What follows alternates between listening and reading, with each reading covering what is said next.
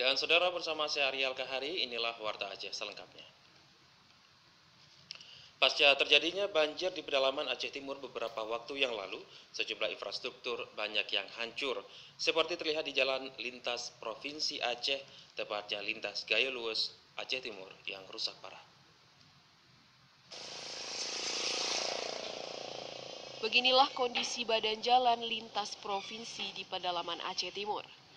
Pantauan TVRI di lokasi terlihat kondisi badan jalan cukup banyak lubang-lubang besar dan dipenuhi dengan air hujan yang mengguyur wilayah ini beberapa hari lalu.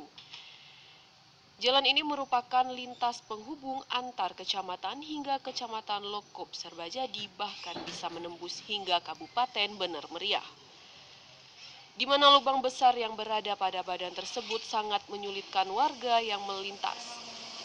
Kerusakan jalan ini pun sudah menahun lamanya dan belum ada realisasi dari pemerintah. Tak hanya itu, jalan lintas Penaron pun hampir separuh badan jalan rusak akibat jebolnya tebing penahan jalan. Sepengetahuannya, jalan sudah berulang kali diaspal dengan anggaran APBA, namun tidak bertahan lama.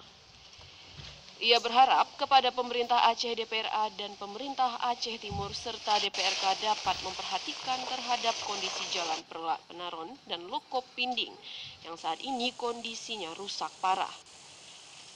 Hal ini dirasakan penting demi kemajuan daerah serta peningkatan perekonomian masyarakat di daerah, terlebih berada di kawasan pedalaman. Apabila jalan ini juga tidak dibuat, maka masyarakat akan mendatangi kantor DPRK Aceh Timur. Dari Aceh Timur, Tim Liputan TVRI melaporkan.